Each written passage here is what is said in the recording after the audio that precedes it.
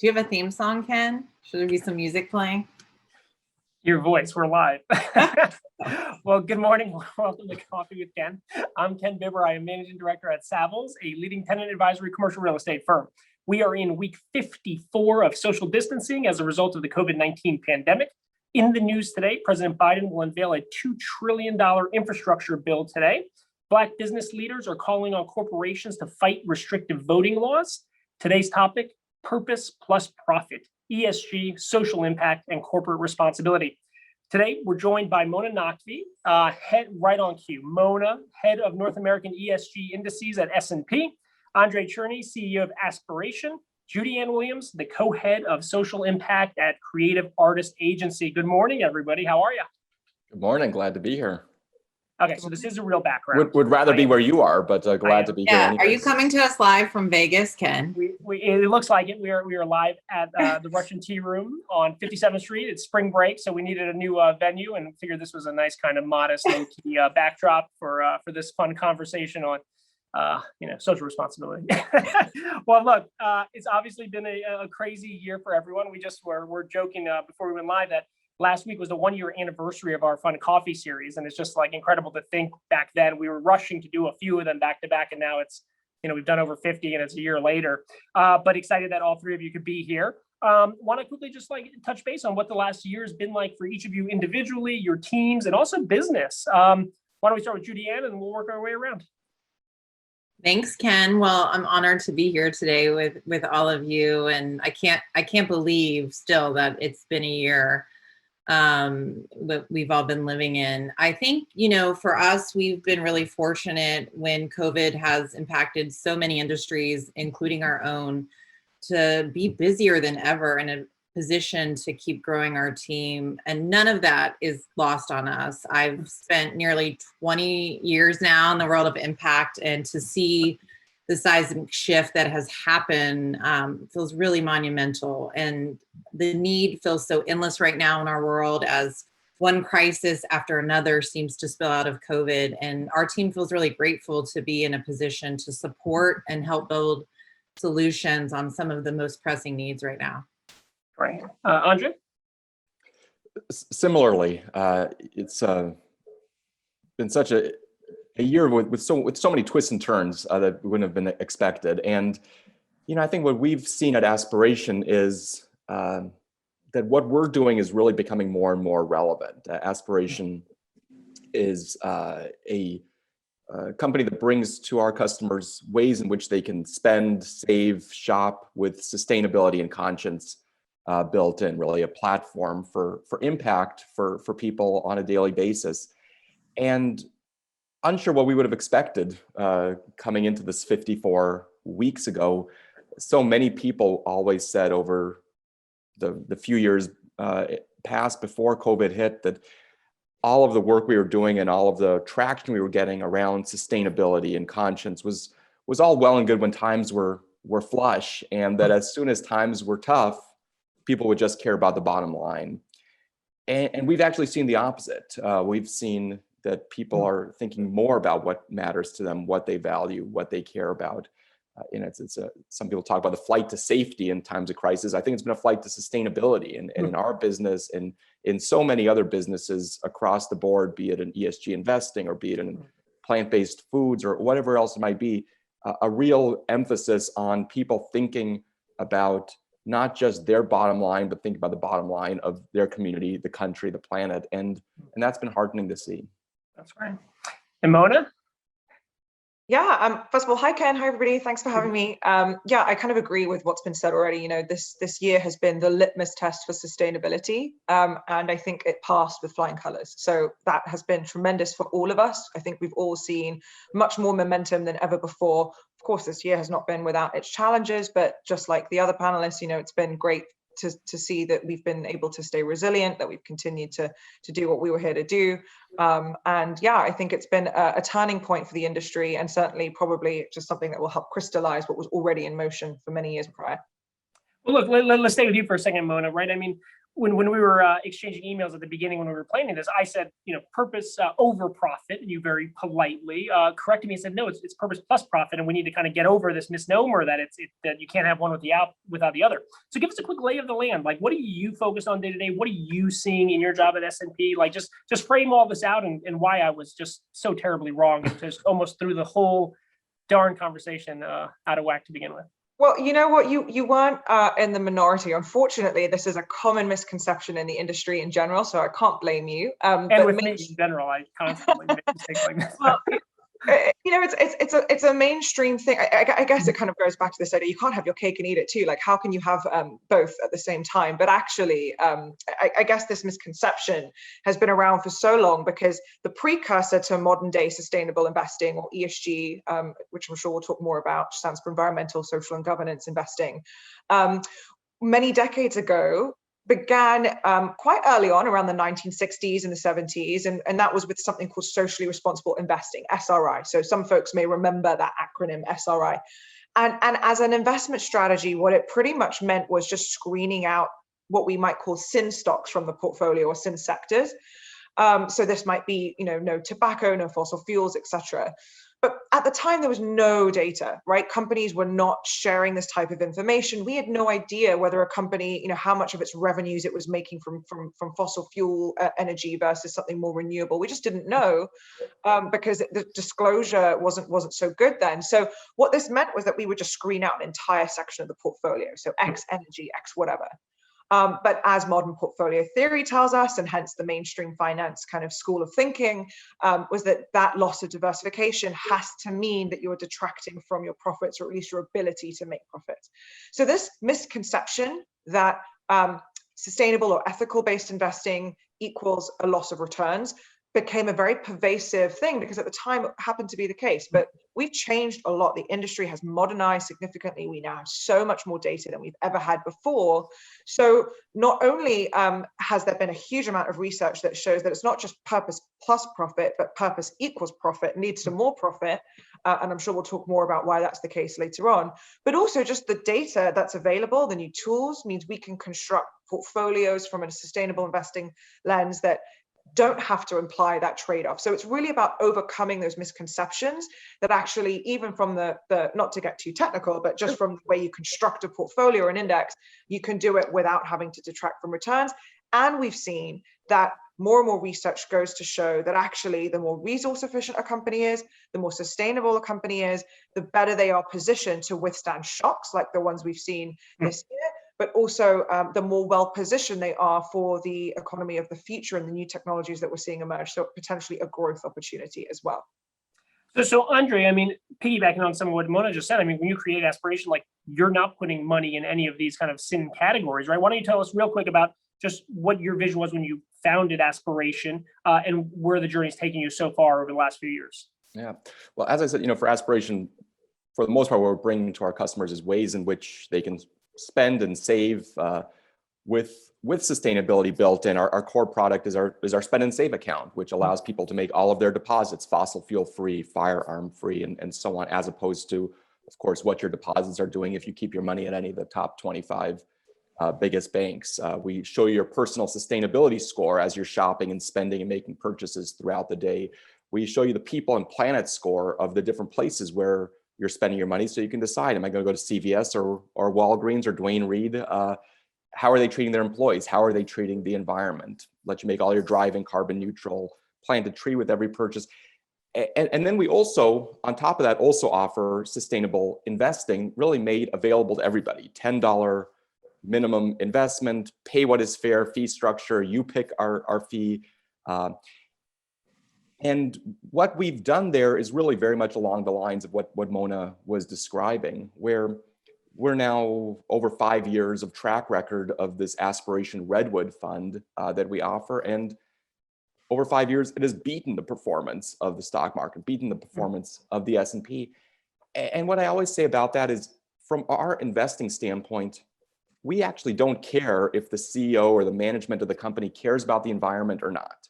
What we do care about is, are they thinking long-term? Are they making the investment to change all of their light bulbs, for instance, into something more energy efficient, which is going to be a cost in the short term and an expense in the long run?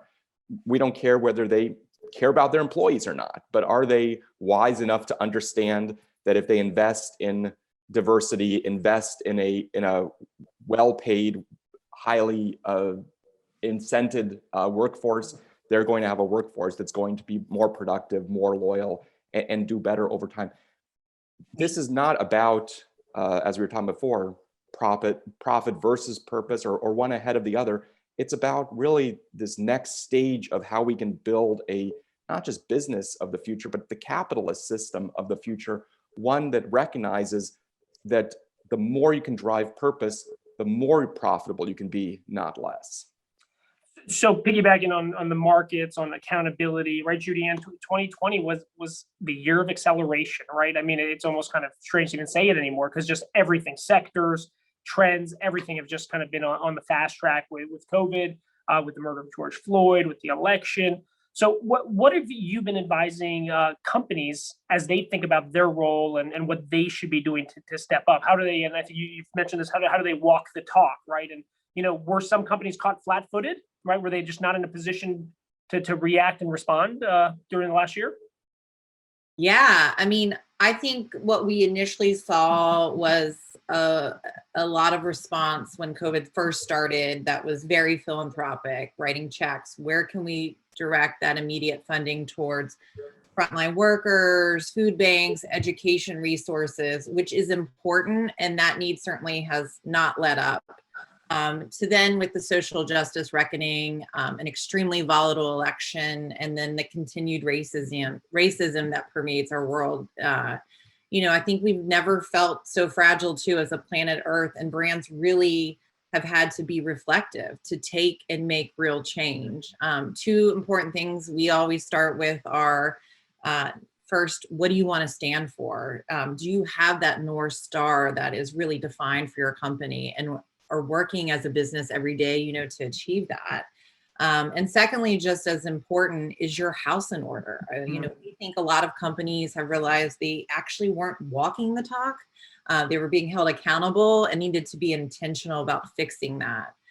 So those two things really go hand in hand for us. And if brands are not actively moving their social impact forward, they simply are just going to get too far behind and not be able to sustain in this world as a business.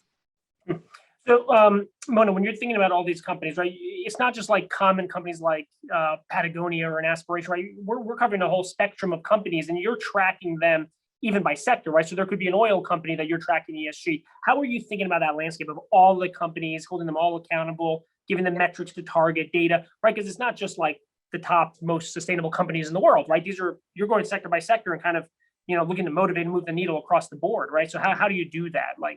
That's correct. Yeah. So we do, of course, have certain indices like the Dow Jones Sustainability Index that are targeting the world's most sustainable champions, but that's not an investable solution for everybody. So in terms of making ESG more mainstream and accessible, we've been offering ESG versions of all of our headline benchmarks. So we have an S&P 500 ESG index, for example, which of course cuts across all the different industries and sectors of the US economy. But actually, a common misconception around sustainability and sustainability investing is that it's the same issues. But actually, ESG is nothing more, in my view, than a process for incorporating new forms of data that speak to environmental, social, and governance issues that are not already captured by standard financial analysis, that are therefore in some way not financial, but still very much potentially financially material. So what we're doing is looking at industry-specific risks and opportunities that are not currently captured by mainstream finance.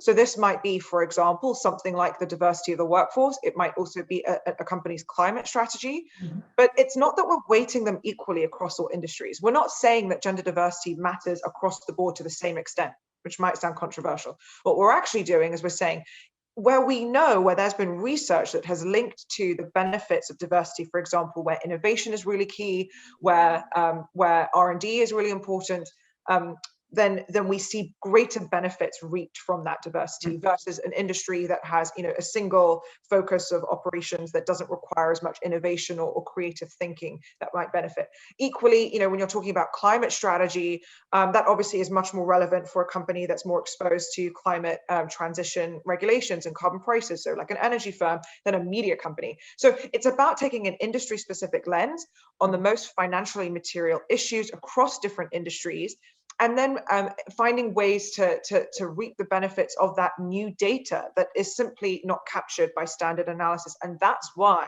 actually ESG and sustainability investing has the potential to generate more alpha or downside risk protection. One just other thing I would quickly say about that is, if you look at the driver of value in the S&P 500, which is of course a gauge of the US economy going back the last 50 years or so, what used to be the biggest driver of value was what we might call tangible assets, right? So these would be physical assets on the balance sheet, things that you can materially and tangibly hold. But what we've seen is over the last sort of 30 years, a transition away from the tangible and into the intangible. And so what we mean by that is we now know that things like brand value, IP, customer loyalty, these things actually drive corporate value much more than they did in the past. And so things that inform our collective societal preferences, provide a social license to operate, things that directly speak to these intangible assets are what's driving value in a company today. So versus the last 50 years or so, which is when most of the financial models that we still use to this day were concocted, no longer a fit for purpose for a financial system that is benefiting from these intangible assets and the link that they provide to our broader collective societal preferences. So Andrei, you're shaking things up. Other financial institutions are following your lead on some things. Well, what kind of impact do you think Aspiration may be having on other fintech companies, financial institutions, consumers, and how they think about where they're putting their money? I think we're starting to have a real impact, and there's a lot of work to do. And as Mona was describing, we've seen over the past 10, 15 years an enormous increase in the amount of ESG investing in the way that the investment world has been thinking about these kinds of factors. And in fact, 2019 was double the amount of inflows of ESG investing in 2018. 2020 was double 2019. So this is growing incredibly fast. What we see ourselves as doing at Aspiration is taking that and bringing it into all the other financial products that we have. As we know, unfortunately, in our country, most people don't have any investments, and most investments are in the hands of a very small slice of the population. But 95+% of the country has a bank account, and they have debit cards, and a lot of people have credit cards, and we're bringing those kinds of tools and approach into people's daily financial products so that they can have this kind of impact, and so that they can bring those kinds of concerns into the way they're exercising their financial life as consumers and beyond. And so it's an enormous challenge, it's an enormous opportunity. And while we feel we've created this category, our sign of success is to be as more and more companies come into this space, do something similar to what Aspiration is doing, and as some of the incumbents and big banks out there feel they have to increasingly change the way they're doing business. But to your point, some of it is also just a psychological change and an education process among people. There's a lot of people out there who are going to think about ethics, think about environmental sustainability as they're in the grocery store, as they're buying clothes, as they're buying coffee, deciding what kind of cup of coffee to drink out of, and yet think nothing about, no offense to anybody, purchasing that cup of coffee or that grocery list with a Wells Fargo or Bank of America debit card, and not realize that their deposits sitting at one of those kinds of institutions are actually having more damage than probably all the good they're doing elsewhere. And people just think that, my money is sitting at the back of a bank in a vault somewhere, and of course that's not the case. And so really it's a societal change of thinking about how do we hold ourselves accountable as individuals, and how can we as individuals have enormous power to make a positive, sustainable impact. Yes, you can put solar panels on your roof. Yes, you can go buy a Tesla. That's going to be a big one-time expensive thing. Only a few people are going to have access to that. But we each on a daily basis can be making decisions that are going to have dramatic impact on our own carbon footprint. And we can make that really easy, automated, and yet meaningful for consumers on a daily basis. And that's really what we're focused on trying to do. Judee, as your career has kind of evolved, I can kind of imagine you probably spend a lot of time kind of explaining why people should care about impact and they should do things. Has that kind of tipped over where people know they need to do things and they just need help figuring it out? I mean, how has your kind of practice evolved over, like, especially in the last 18 months, basically? Yeah, I mean, I think a lot of companies that we tend to work with, not all of them, have a bit of an antiquated way of thinking, and they need to evolve. Employees and consumers actually do want brands to speak out on a variety of these issues. So, I think for the first time in most countries, the government is now seen as being more reliable. And how do we kind of build that bridge to, cross these different groups of people and bring people together and really look at it? All of the data and insights are out there for us. So again, it must be done authentically. I think we'll use that word over and over, but it's so true. Or we know that there will be consequences. And what I'm just picturing like an oil tanker, right? You have some of these big companies that weren't founded with like a kind of purity of purpose and making a ton of money now, right? And probably looking like, okay, we need to start reacting. I mean, how difficult is it for them to kind of turn and respond and then put themselves in a position where they're actually listening to their shareholders and consumers and reacting in at a velocity they probably need to, right? With things accelerating so fast. Yeah.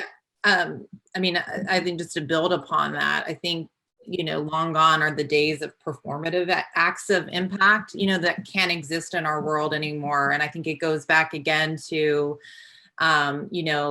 being authentic, that leadership is actually making that investment in their own people and society.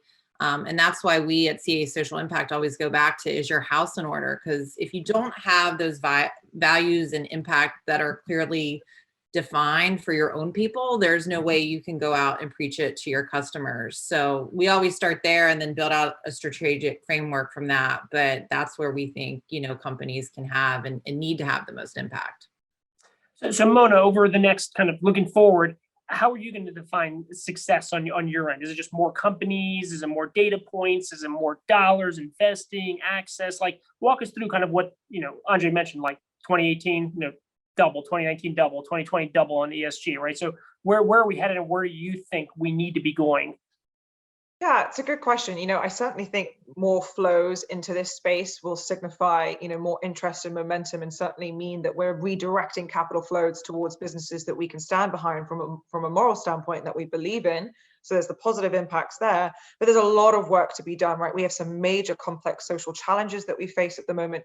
We've got the climate crisis. We've got whether or not we're going to be able to achieve the UN Sustainable Development Goals. There's a lot of major global challenges. So in my view, when we're successful is when we're able to really properly price the externalities associated with business activities so that we're acting in a way that is efficient with respect to these major global complex social challenges. And I often joke with people that we'll be successful when I'm out of a job. I'll be a victim of my own success. We all will be. The fact that we even need to be having this conversation about sustainability as a standalone theme rather than being integral to the way we allocate our investment capital, the way we make our purchasing decisions, it should be integral to everything we do anyway. So until we get to a point where we no longer need to call it out as its own separate thing and just becomes the way we operate, that's, I think, how we'll know we've been successful. So just to piggyback on that for a second, how are you seeing investors react to just geopolitical trends, right? So we have a new administration here, Paris climate accords are back in action. Do you see an uptick in investing based on companies that are reacting in a positive direction toward that? I mean, what kind of macro political trends do you see kind of impacting investors and decision-making and what you do on a daily basis? Yeah, it's very interesting actually, because many of us working at the intersection of these issues with the prior administration in the US had in many ways reversed several, in some cases, decades of progress on some of these issues. But what was pretty astonishing and heartwarming to see was that the investment community and much of the corporations in the world were still rallying behind these issues, almost in the face of that conflict. They felt that they were putting their weight behind this more than ever. So thankfully, we didn't see as big of a dip as we had worried we might see. But going forward, certainly the current US administration and many other moves by the European Union, for instance, they're really putting their weight behind, particularly the climate cause. And as a result, this is actually something that when I speak with investors, helps to underscore the materiality of this. It's no longer about whether you believe in climate change, which I can't believe is still a discussion that some people are having, but never mind. It's not about what your ethical viewpoint is. Actually, it really doesn't matter. Fact is, if you're a corporation operating in today's society, you are going to be facing higher prices for carbon. You're going to be facing carbon taxes. You're going to be redlined in many different ways. And that is because, as a result of the policy changes we're seeing coming out of Europe and the US. And so from an investor's perspective, that is a risk. That is a risk to holding those types of companies. It's going to eat into your bottom line. And again, I know I sound like a broken record. This is it's values, but it's also about materiality. It's about actually how this stuff is going to impact the value of your investments. Therefore, it's in the interest of all different types of investors to take notice. Andrei, you spend a lot of time thinking about what type of sectors not to invest in, right? So folks that are putting money in aspiration, right? In whether it's guns, fossil fuels, etc. And then you also spend a bunch of time trying to figure out where people could make a difference, planting trees and so on. So how did you figure out on both angles? Like, how did you figure out what you didn't want to be investing in? And then how did you figure out where you wanted to give people the opportunity to invest and participate and give back? I think that positive impact is really where a lot of this is going. As Mona said, the first stage of this kind of sustainable investing was that socially responsible investing, what not to do. I think we saw the same thing with banking. We saw community banks around the country say, we're not going to put your deposits into X, Y, and Z. And there's great local community banks in various parts of the country that have done that. But where we are now is beyond that. I think it's how do you really think about the positive impact you can have? So whether it is investing in companies that do better when it comes to their employees, when it comes to their governance, when it comes to the environment, for our customers, whether it's helping them say, here are the places you should be shopping and spending. American consumers spend $36 billion a day. That's enormous power. If you decide to go to that CVS versus that Walgreens, if you decide to go to McDonald's versus Burger King, based on how those businesses are treating their employees, how they're treating the environment, that's power. For us, as you mentioned, we let you plant a tree with every purchase that you make automatically. We're about to launch our credit card, Aspiration Zero. People can go sign up at aspiration.com/0 on the wait list. And it's a card that just by using it on a daily basis, eliminates your carbon footprint. Those kinds of tools are where I think we are now, which is a lot of people want to have real impact. 70% of people in the country are concerned about the climate crisis. The number of people who are highly alarmed by that has grown from about 10% in 2015, 2016 to now 35%, but they don't know what they can do about it. They don't know where to start. And so our opportunity at Aspiration, the opportunity for all kinds of businesses and all kinds of different sectors and industries is to be able to find profit by delivering exactly on that purpose. So those numbers change pretty dramatically when you think about a younger generation under 25, don't they? Well, each day that another set of 18-year-olds, 22-year-olds come into the market as consumers of all different kinds of products, it shifts. And frankly, when you get to old fogies like me and you, Ken, even a lot of us in our generation are starting to wake up and change how we think about things as well. Yeah, 100%. As we think about looking, Judee, you mentioned kind of getting your house in order, right? So as we think about ESG, diversity, equity, inclusion, your employees, your workforce, engagement, how does that all tie together with broader impact work, right? When you're looking internally to get your house in order, right? Like how do all of these things kind of tie in when you're advising a company, to focus internally before focusing externally? Yeah, I mean, I even think just building on what Andrei said too. I mean, I think a lot of this is how generations, and I'm in that old fogey group too. So, but it is changing the way we think. It's, you know, the younger generations are not only deciding that's how they want to spend their money, but also where they're choosing to go work. I mean, who doesn't want that kind of consumer and employee?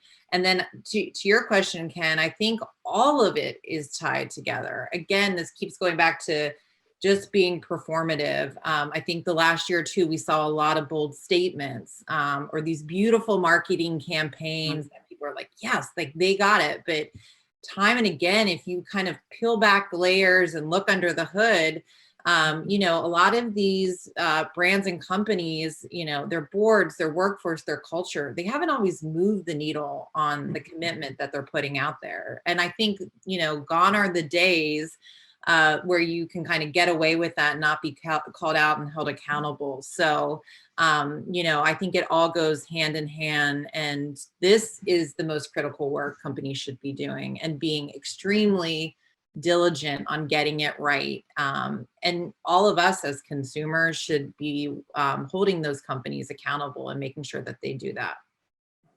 So Mona, as you think about the data points, how are you thinking about, you know, diversity, equity, inclusion? What are you tracking? Where are you looking to push companies, and how are you holding them accountable and measuring their success on that front? Yeah, you know, that's one of the trickiest areas I think that have come to light in the last year in particular, but has always been a concern for the sustainability-minded investor, which is, you know, diversity, as we've talked about already, is a major driver of firm value for many different types of firms. It's a really important metric to track. The challenge, I think, is that companies aren't necessarily sharing this information with the public. At best, we'll have data on the gender breakdown of companies, but we rarely find you know, meaningful data on the ethnic breakdown of a workforce. And there are, of course, many challenges associated with that. You know, of course, people might not wish to disclose that type of information as individuals themselves. They may not necessarily identify with one of the neat boxes. I always struggle with that. I don't know which box I'm supposed to tick as a Middle Easterner. So it can be quite difficult to get a good sense of how diverse a workforce really is. But there is also another issue that I find quite interesting, particularly when it comes to gender, which is that even if you know the gender breakdown of a workforce of a particular company, I don't know how diverse that company really is, because to me, diversity is more than just the headline figures. To me, diversity is about having, let's say, women in revenue generating positions. To me, it's not as meaningful to have women in teams that are already dominated by women, and vice versa for men. Like if you've got a marketing function or an HR function that's where all that headline, where all those women are concentrated, then you are not necessarily reaping the benefits of diversity that we talked about from a financial materiality standpoint, which is about a free exchange of different opinions and experiences. Whereas if you put you know, a man in that situation, then you start to get more of a diverse workforce. So it goes both ways.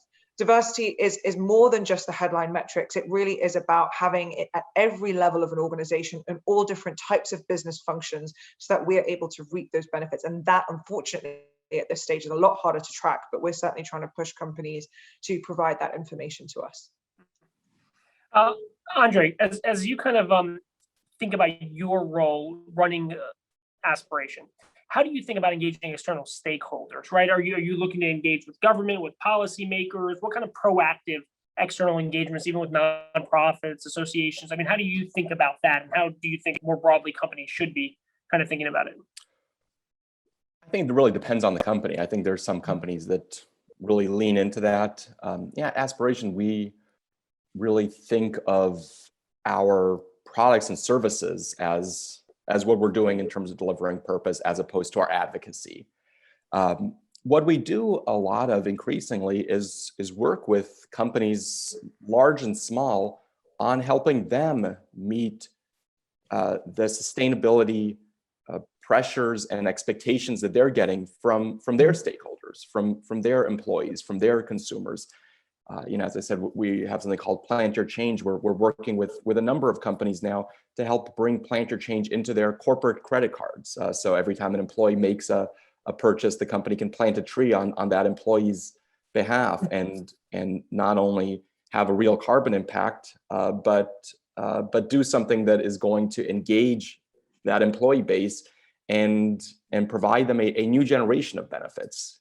Yes, 401k, yes, health benefits, but sustainability benefits are something that I think more and more people are looking at, and that's a way that we're working with a lot of other companies in the private sector to help them meet their goals and figure out how they're going to position themselves for all the voices that they're needing to listen to. So Judee, I mean, companies used to get away with just cutting the big check, a big marketing campaign. Can they still do that? Can you still just get away with just cutting the check? No, I mean, the checks are important. Like, let's not disregard the checks. But it's not enough, right? Like, and so I think, a lot of times you've had relationships with a company and an organization, and along with that check would usually come maybe a list of demands. Like, this is what we need from you. I mean, nonprofits, NGO, everybody is under a tremendous amount of pressure right now, and stress with everything that is going on. So I think, beyond just writing the check, which again is important, is really about sitting down with those partners and saying, how can we help you? Where is your greatest need? Where can we intersect, to be supportive really, of what you're needing to do and how that aligns with our business. And those are always the best partnerships, I think, that have longevity. And instead of kind of maybe some of the approaches in the past, which is like, here's the check, here's what I need, and you better give it to me right now. So, I mean, even like with Mackenzie Bezos and her approach to giving, I think it was kind of like, we're going to let you do the good work. There is a reason we chose you. I think is more important than ever. Interesting. Mona, as you take a step back in your role and you're constantly speaking and educating folks on ESG and the work you're doing, how do you think about the role of government as well as educational institutions in kind of being advocates and resources for you in promoting and kind of training the next generation, or making sure there's accountability and so on? How do you look at the kind of broader coalition building, I guess, around, everyone putting yourself out of a job, right? To do so, if you can leverage government and educational institutions and young people in business school, that'll make it easier to put yourself out of a job, I imagine. Yeah, I mean, that's an interesting way to think about it. Certainly, I think that this is not going to be a transformation we see overnight. It's going to take the contributions of an entire industry of folks to help make this change, and that's what we've pretty much seen. And luckily, we're seeing a lot more buy-in from policymakers and governments around the world into the materiality and the importance of all of this stuff. But I would say that generally speaking, I think we know that there is a real challenge around financial literacy among certain communities, in particular among younger generations. And I think going forward, it's important that financial literacy is inclusive of the ways in which sustainability is impacting your investments and your financial situation. And I think that might even be a hook and a way to get younger generations interested in this as a topic, because as Andrei said already, this is something that's close to a lot of people's hearts. This is something a lot of younger people in particular really care about. But in most cases, people don't really understand how to either affect their values and put them into action, or they're not even aware of the repercussions of the spending decisions and the investment decisions that they make. More often than not, people don't even realize that they are investors. A lot of folks say, well, I'm not rich, I don't have that money. Well, you have a pension, hopefully. So if you have a 401k, you are potentially indirectly financing activities like fossil fuels or other things you might not morally want to stand behind. So it's about providing that education to everybody, getting them up to a place where it's not just financial literacy, but integrated financial literacy that is accounting for sustainability concerns as well. If educators and governments want to help play a role, the more the merrier, because it's a big cause and we need to fight it. Well, look, there's obviously no shortage of important issues that we're addressing, around our country and around the world. No more important time to be having conversations like this. I'm so grateful to the three of you, Judee Ann Williams, Andrei Cherney, Mona Naqvi, for taking the time. It's obviously an important topic. I've been spending a ton of time trying to use our conversations to have interesting topics, and excited to be at a firm at Savills that's really leaning into all of these topics. So seeing it firsthand, at our own company, and trying to just use whatever platform we have to talk more about it. So I'm so grateful to all three of you for being on. And thank you to everybody for tuning in. Our next conversation is going to be next week. We're going to be talking about expanding access to the arts with Mike Stibe, the CEO of Artsy. In the meantime, please wash your hands, practice social distancing, and wear a mask. Thanks so much, folks. Bye, guys. Bye. Have a great one.